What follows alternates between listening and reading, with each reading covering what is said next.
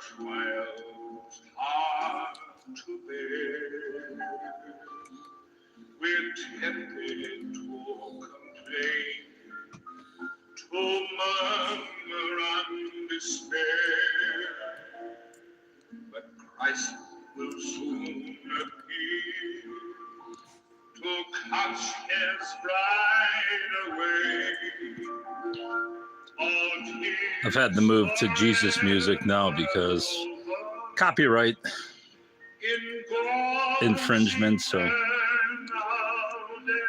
lest my videos get taken down. It will be worth it all when we see Jesus. Life's trials will seem so small when we see Christ. One glimpse of his dear 4:38. all sorrow will erase.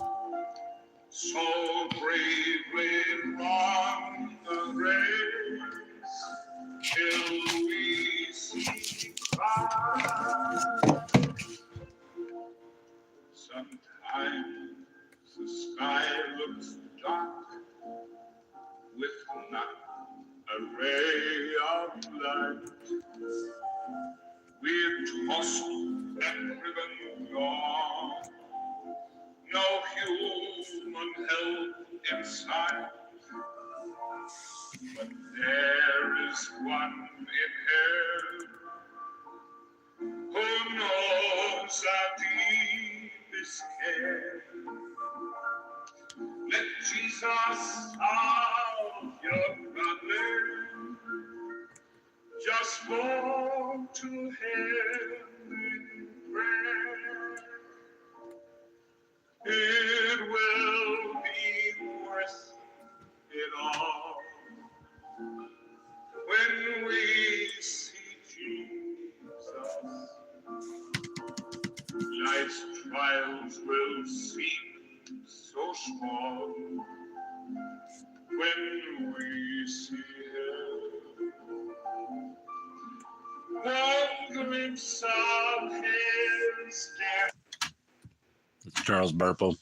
All right, I already paused it, so as I said, I had to put some Jesus music on so as not to infringe on any copyrights. Apparently the Jesus people don't put copyrights on their stuff.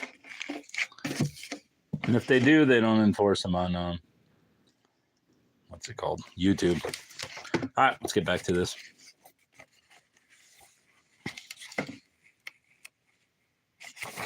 Page 425. So August passed. At Libby's funeral, the preacher had read from the Psalms. I watch and am as a sparrow alone on the housetop. Time healed all wounds, he said, but when? Harriet thought of Healy playing his trombone on the football field in the blazing sun, and that too reminded her of the Psalms. Praise him with the trumpet, with psaltery and harp. Healy's feelings didn't run very deep. He lived in the sunny shallows where it was always warm and bright. He'd seen dozens of housekeepers come and go, nor did he understand her grief over Libby. What's up, Brops? Healy didn't like old people, was afraid of them. He didn't like even his own grandparents, who lived in a different town. Hello, Sheila. But Harriet missed her grandmother and her great aunts, and they were too busy to give her attention. Tat was packing Libby's things, folding her linens, polishing her silver, rolling up rugs, and standing on ladders to take down curtains and trying to figure out what to do with the things in Libby's cabinets and cedar chests and closets. This is Donna Tartt's The Little Friend. The Little Friend.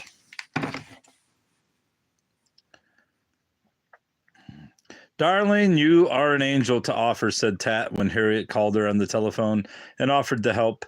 But though Harriet ventured by, she had not been able to force herself to go up the front walk.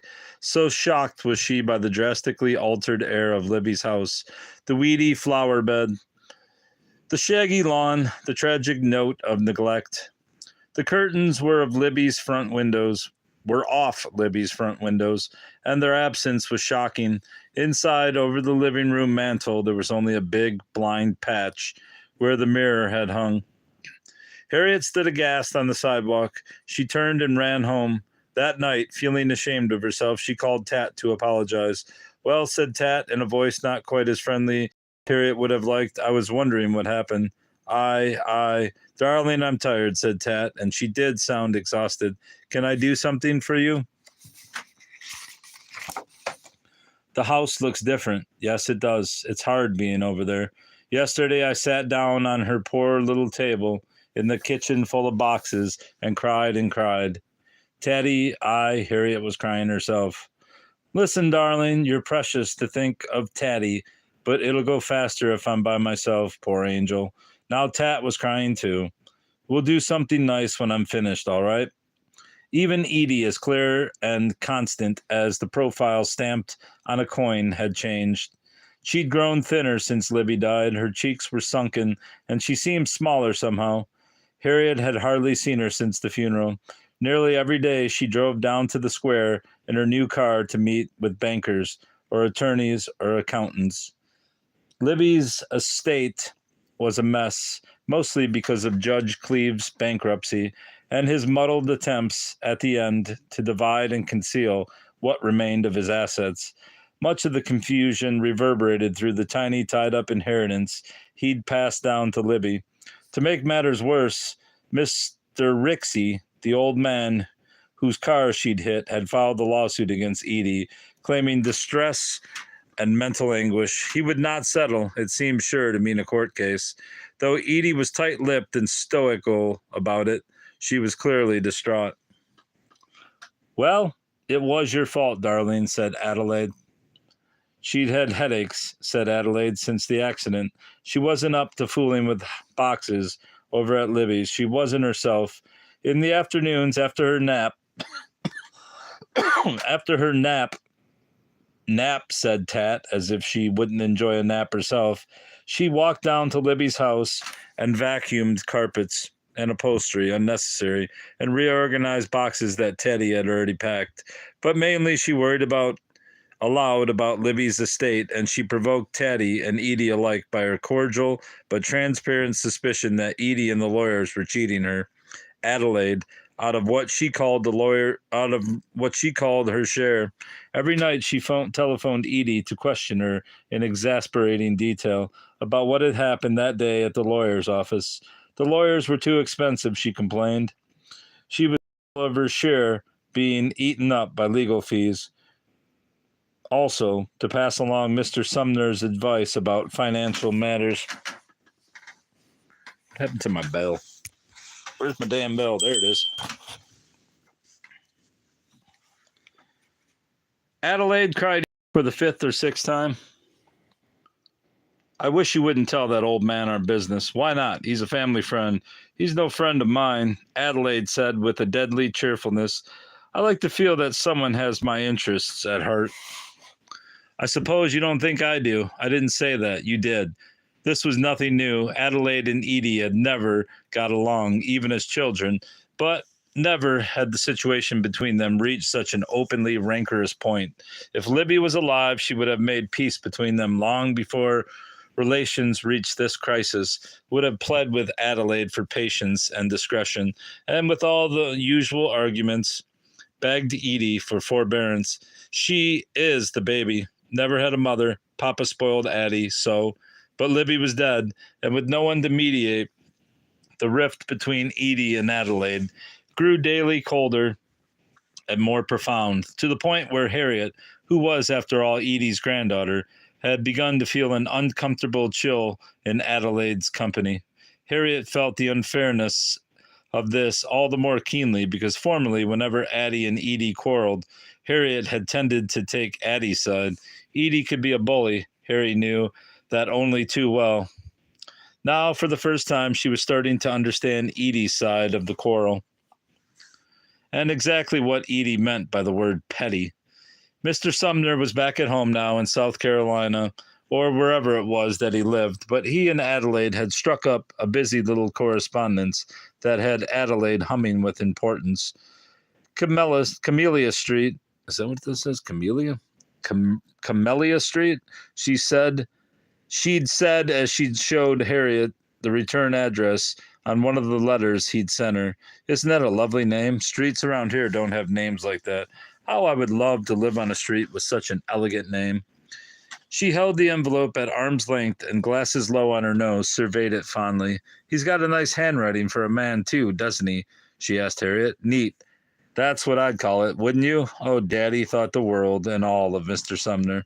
Harriet said nothing. According to Edie, the judge had thought Mr. Sumner fast and loose, whatever that meant, and Taddy, the deciding opinion here, would say nothing about Mr. Sumner at all. But her manner suggested that she had nothing nice to say. I'm sure that you and Mr. Sumner would have lots of things to talk about, Adelaide was saying. She had removed the card from the envelope and was glancing it over front and back. He's very cosmopolitan. He used to live in Egypt. Did you know that? As she spoke, she was gazing at the picture, a scene of old Charleston on the front of the card, on the back of it. On the front of the card. On the back of it, Harriet made out, in Mr. Sumner's eloquent, old-fashioned penmanship, the phrases, something more to me and dear lady. I thought you were interested in that, Harriet, said Adelaide, holding the card out at arm's length and surveying it with her head to one side. All those old mummies and cats and things. Harriet blurted, are you and Mr. Sumner going to be engaged? Adelaide, with a distracted air, touched an earring. Did your grandmother tell you to ask me that? Does she think I'm retarded? No, ma'am. I hope, said Adelaide with a chilly laugh, I hope I don't seem so very old to you. And as she rose to walk Harriet to the door, she glanced at her reflection in the window glass in a way that made Harriet's heart sink. The days were very noisy. Heavy machinery, bulldozers, chainsaws roared in the distance 3 streets over. The Baptists were cutting down the trees and paving over the land around the church because they needed more parking, they said. The rumble in the distance was terrible, as if of tanks and advancing army pressing in on the quiet streets. The library was closed. Painters were working in the children's room. They were painting it bright yellow, a slick, shiny, enameled yellow that looked like taxi cab paint. It was horrible. Harriet had loved the scholarly wood paneling, which had been there for as long as she could remember. How could they be painting over all that beautiful dark old wood? And the summer reading contest was over, and Harriet had not won it. There was nobody to talk to and nothing to do and no place to go but the pool. Every day at 1 o'clock she put her towel under her arm and walked over. August was drawing to a close.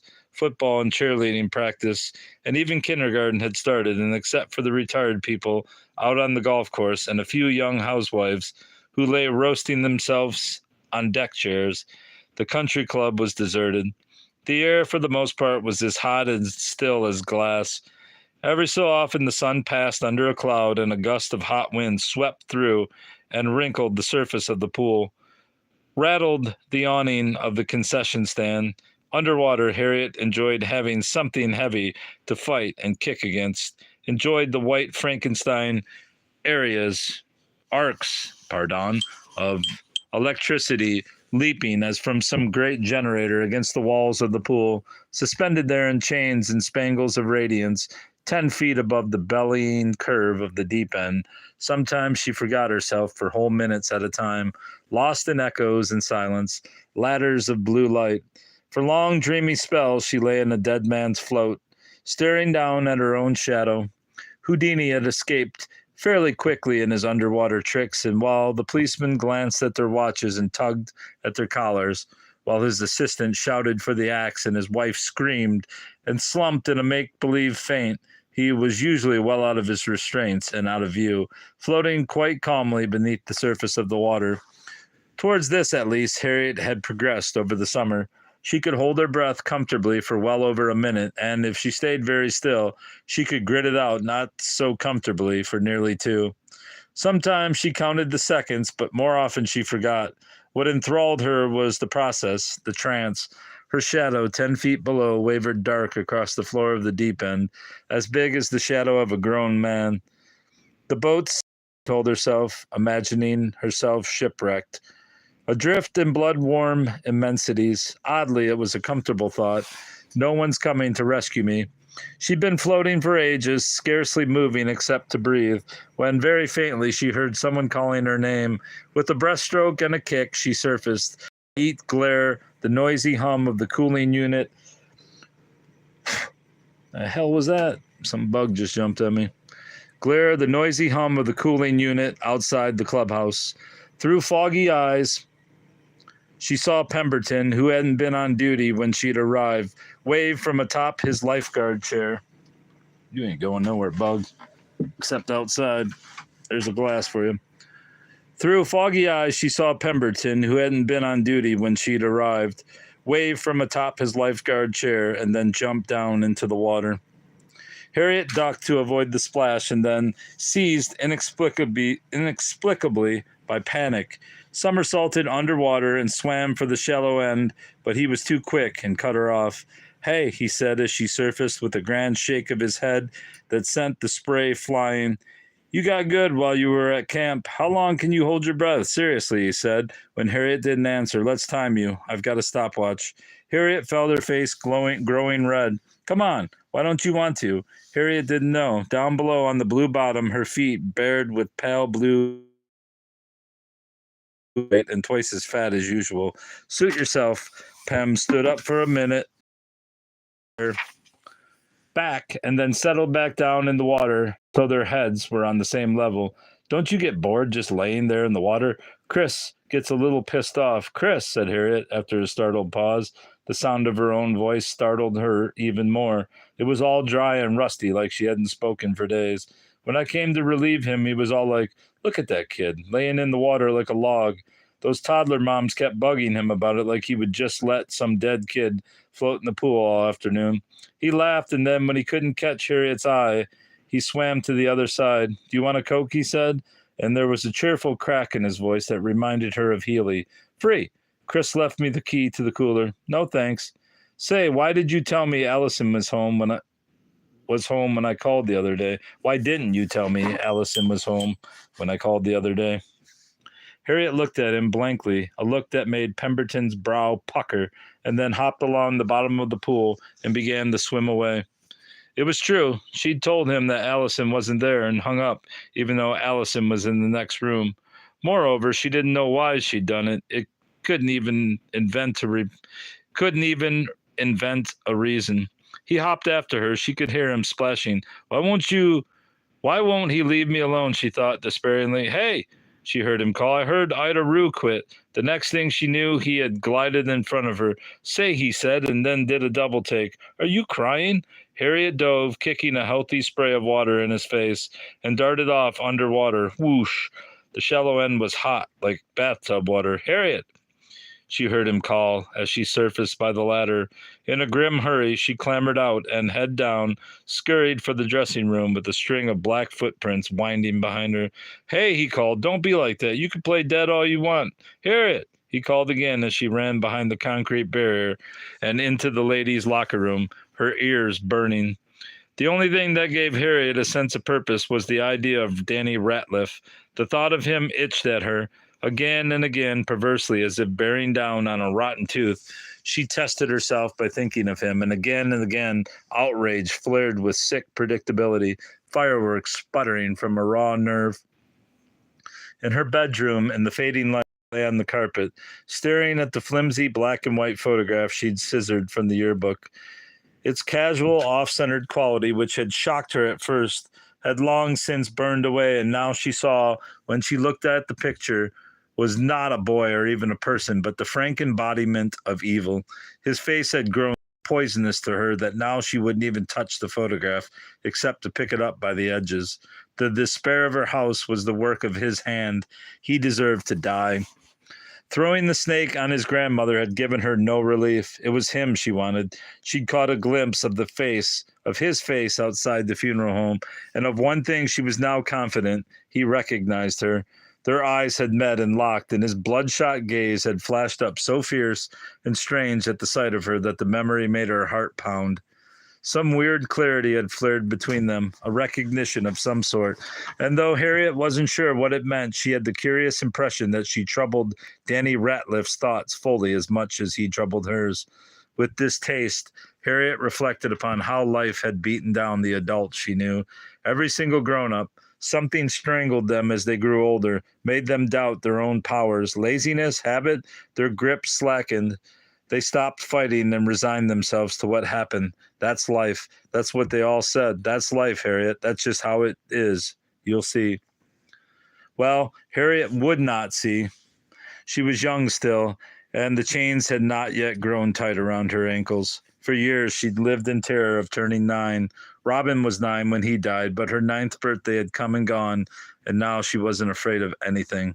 Whatever was to be done, she would do it. She would strike now while she still could before her nerve broke and her spirit failed her, with nothing to sustain her but her own gigantic solitude. She turned her attention to the problem at hand. Why would Danny Ratliff go to the freight yards? There wasn't much to steal. Most of the water of the warehouses were boarded up, and Harriet had climbed up and looked inside the windows of the ones that weren't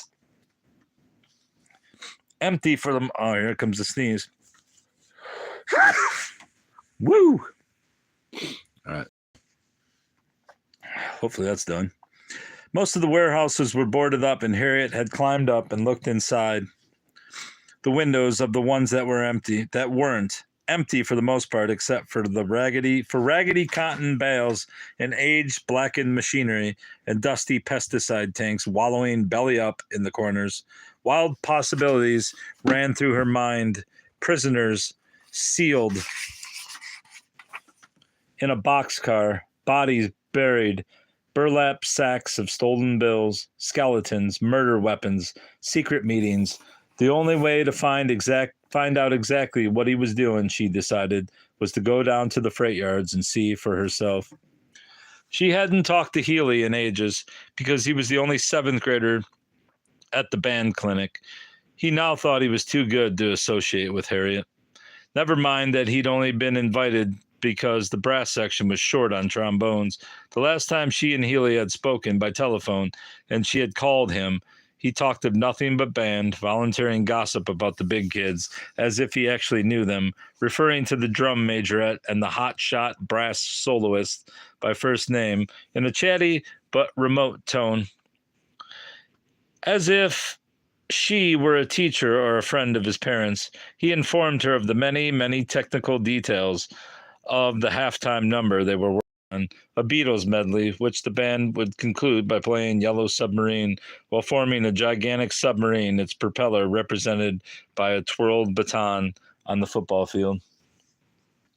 Harriet listened in silence. She was silent, too, at Healy's vague but enthusiastic interjections about how crazy the kids in the high school band were. The football players don't have any fun. They have to get up and run laps while it's still dark. Coach Cogwell screams at them all the time. It's like the National Guards or something. But Chuck and Frank and Rusty and the sophomores in the trumpet section, they are so much wilder than any of the guys in the football team. All they do is talk back and crack crazy jokes, and they wear their sunglasses all day long. Mr. Wooburn's cool. He doesn't care. Like yesterday. Wait, he said to Harriet, and then some peevish voice in the background. What? Conversation. Harriet waited. After a moment or two, Healy returned. Sorry, I have to go practice, he said virtuously. Dad says I need to practice every day because my new trombone is worth a lot of money. Harriet hung up, and in the still, dingy light of the hallway, leaned with her elbows on the television table and thought, had he forgot about Danny Ratliff, or did he just not care? Her lack of concern over Healy's distant manner took her by surprise, but she could not help being pleased by how little pain his indifference caused her. The night before it had rained, and though the ground was wet, Harriet couldn't tell if a car had recently passed through the broad gravel expanse, a loading area for cotton wagons, not really a road, that connected the switching yards with the freight yards, and the freight yards with the river. With her backpack and her orange notebook under her arm, in case there were clues she needed to write down, she stood on the edge of the vast, black, mechanical plane and gazed out at the scissors and loops and starts and stops of track, the white warning crosses and the dead signal lanterns, the rust-locked freight cars in the distance in the water tower, rising up tall behind them, atop spindly legs, an enormous round tank with its roof peaked like the Tin Woodman's hat in The Wizard of Oz. In early childhood, she'd formed an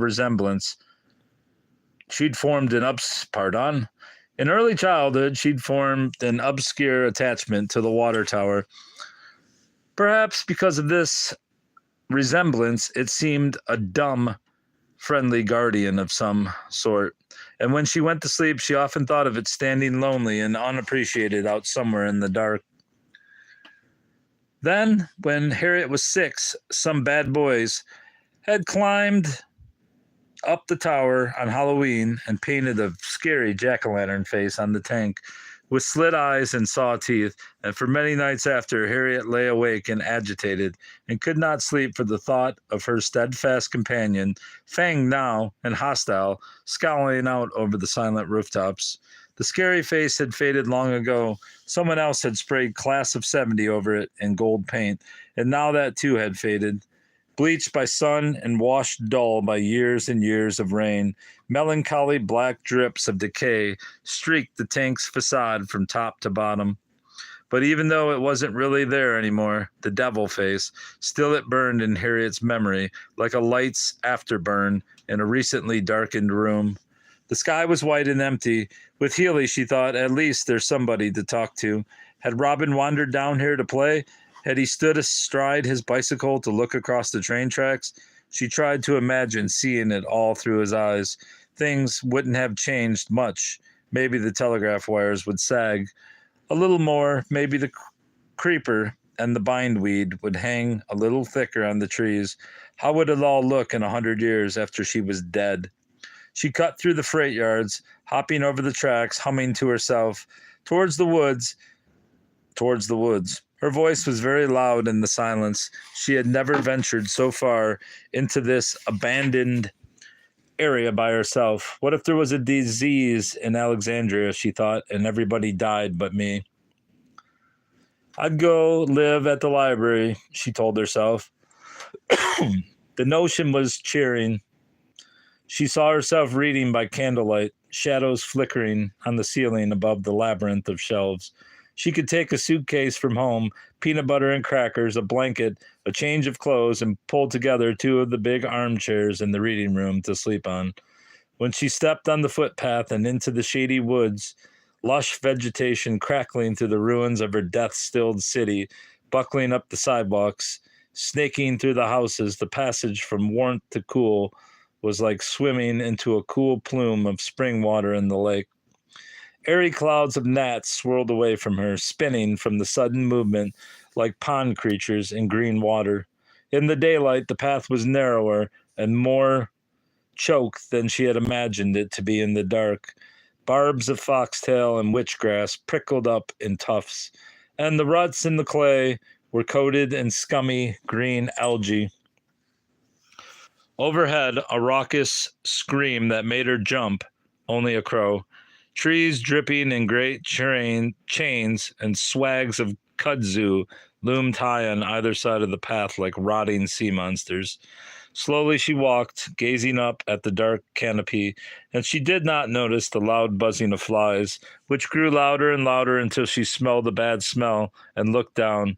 A glittering green snake, not poisonous, for its head was not pointed, but unlike any snake she had ever seen, lay dead on the path ahead of her.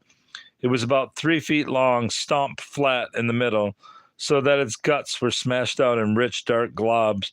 But the remarkable thing was its color, a sparkly chartreuse with iridescent scales like the color illustration of the king of the snakes in an old book of fairy tales that Harriet had since she was a baby. Very well, had said the king of the snakes. To the honest shepherd, I shall spit into your mouth 3 times, and then you shall know the language of the beasts. But take care not to let other men know your secret, or they shall grow angry and kill you. By the side of the path, Harriet saw the ridged print of a boot, a large boot, stamped distinctly in the mud, and at the same time she tasted the snake's death stink in the back of her throat, and she began to run, heart pounding, as if the very devil was chasing her. Ran without knowing why. The pages of the notebook flapped loudly in the silence. Drops of water, shaken loose from the vines, pittered all around her, a bewilderment of stunted ailanthus, varying heights like stalagmites on a cave floor, rose, pale and staggered from the strangle of brush on the ground, their lizard-skinned trunks luminous in the dim. She broke through into sunlight and suddenly sensed that she was not alone, and stopped. Grasshoppers whirred high and frantic in the sumac. She shaded her eyes with the notebook, scanned the bright, baked expanse.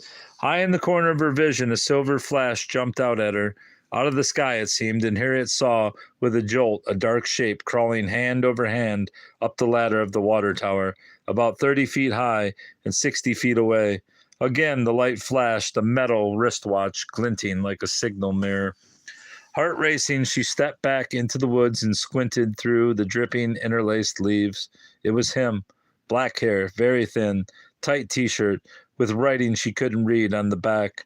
Part of her tingled with excitement, but another, cooler part stood back and marveled at the smallness and flatness of the moment. There he is, she told herself, jabbing herself with the thought, trying to provoke the proper excitement. It's him. It's him. A branch was in her face. She ducked so she could see him better. Now he was climbing up the last rungs of the ladder. Once he'd hoisted himself up onto the top, he stood on the narrow walkway with his head down, hands on hips, motionless against the harsh, unclouded sky. Then, with a sharp backwards glance, he stooped and put a hand on the metal railing. It was very low. He had to lean to the side a bit and limped along it quick and light to the left and out of Harriet's sight. Harriet waited. After some moments, he came into view on the other side. Just then a grasshopper popped up in Harriet's face, and she stepped backwards with a little rustle. A stick crackled under her foot. Danny Ratliff, for it was him. She saw his profile plainly, even in his crouched animal posture, swung his head in her direction. Impossible that he'd heard. Such a slight noise and so far away, yet somehow, incredibly, he had heard, because his gaze lingered, luminous and queer, without moving. Harriet stood very still. A tendril of vine hung over her face, quivering gently with her breath. His eyes, passing coldly over her as he scanned the ground, shone with the bizarre, blind, marble-like cast that Harriet had seen in old photographs of Confederate soldiers, sunburnt boys with light-pinned eyes staring fixedly into the heart of a great emptiness. Then he looked away. To her horror, he started to climb down the ladder, fast, looking over his shoulder. He was more than halfway to the bottom before Harriet came to her senses and turned and ran. As fast as she could, back down the damp, buzzing path. She dropped the notebook, flustered back to pick it up. The green snake lay fish-hooked across the path, all sparkly in the dim. She jumped over it, batting with both hands the flies that rose humming in her face, and kept running. She burst through in the clearing where stood the cotton warehouse. Tin roof, windows boarded up and dead-looking. Far behind, she heard the crash of underbrush. Panicked, she froze for an instant, despairing in her indecision. Inside the warehouse, she knew, were lots of good places to hide, the stacked bales, the empty wagons, but if he managed to corner her in there, she'd never get out again. She heard him shouting in the distance, breathing painfully, clutching the stitch in her side. Harriet ran behind the warehouse, faded tin signs, Purina checkerboard, General Mills, and down a graveled road much wider, wide enough for a car to go down, with wide, bare patches marbled with patterns. A black and white sand swirled through the red clay and dappled with patchy shade from tall sycamores.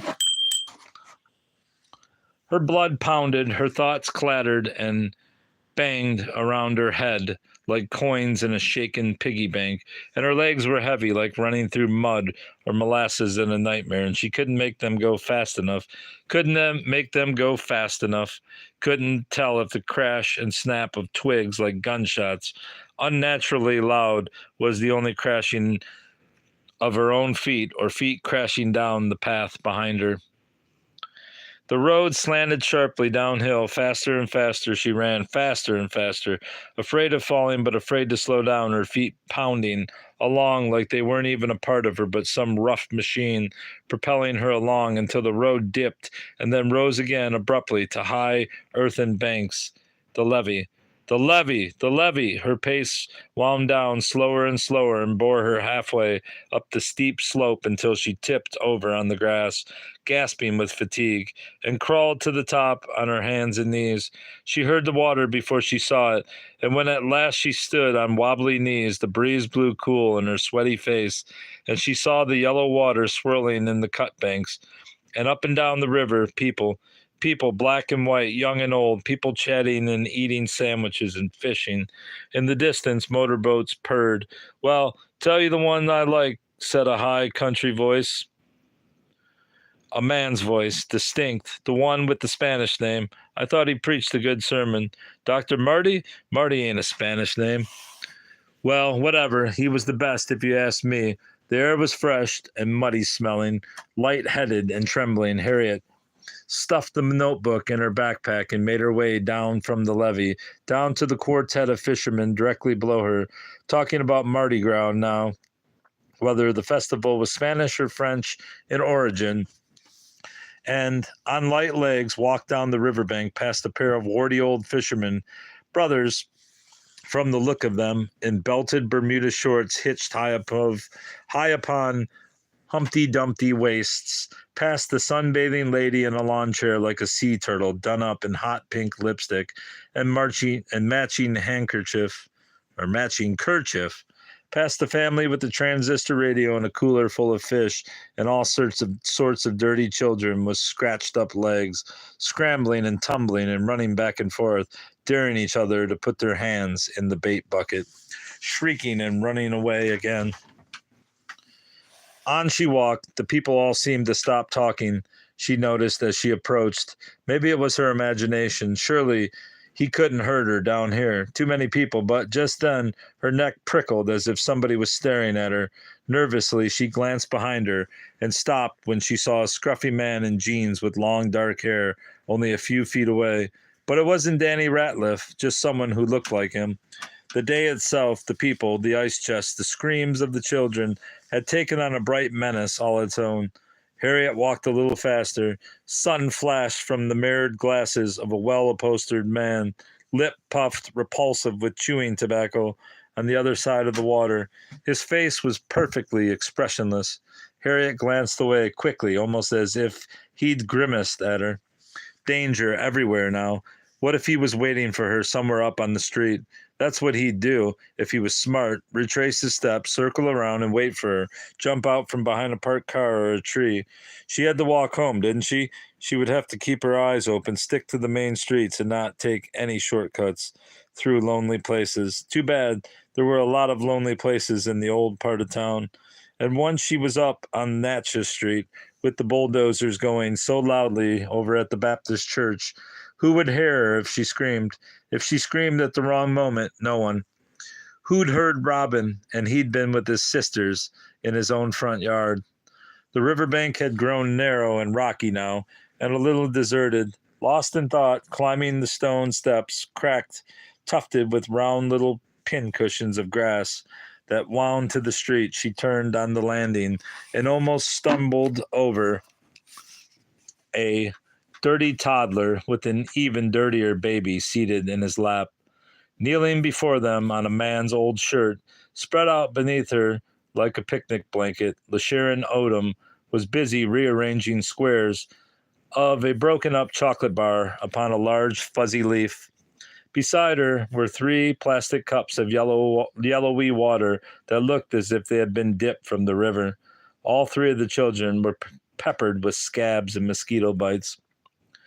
But the main thing that Harriet noticed were the red gloves, her gloves, the gloves Ida had given her, filthy now, ruined, on LeSharon's hands. Before LeSharon, blinking up, could say a word, Harriet slapped the leaf out of her hands so the chocolate squares went flying, and jumped on top of her and knocked her on the pavement. The gloves were large, loose at the fingertip. Harriet tore off the left one without much trouble, but as soon as LeSharon realized what she was after, she began to fight. "Give me that, it's mine!"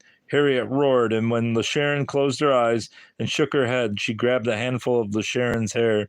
LeSharon screamed, her hands flew to her temples, and instantly Harriet peeled off the gloves and stuffed it in her pocket. The glove, and stuffed it in her pocket. "It's mine," she hissed. "Thief!" "Mine!" shrieked LeSharon in a voice of bewildered outrage. "Her gave them to me." "Gave?" Harriet was taken aback. She started to ask who'd given her the gloves. Allison, their mother? And then thought better of it. The toddler and the baby were staring at Harriet with large, round, frightening eyes. Her gave them to." "Shut up," cried Harriet. She was a little embarrassed now that she'd flown into such a rage. "Don't ever come begging at my house again." In the small, confused pause that followed, she turned, heart pounding wildly, and started quickly up the steps. The incident had so violently disturbed her that she'd forgotten Danny Ratliff for the moment. At least, she told herself, stepping back hastily on the curb. As the station wagon shot past her on the street, she needed to pay attention where she was going. "At least I have the gloves back. My gloves." They were all she had left of Ida. Yes, Harriet did not feel proud of herself, exactly, only defiant and a bit unsettled. The sun shone uncomfortably in her face, and just as she was about to step out into the street again without looking, she stopped herself and held her hand against the glove as she glanced both ways and then darted across. And that's going to be all for now. That's all, Brops.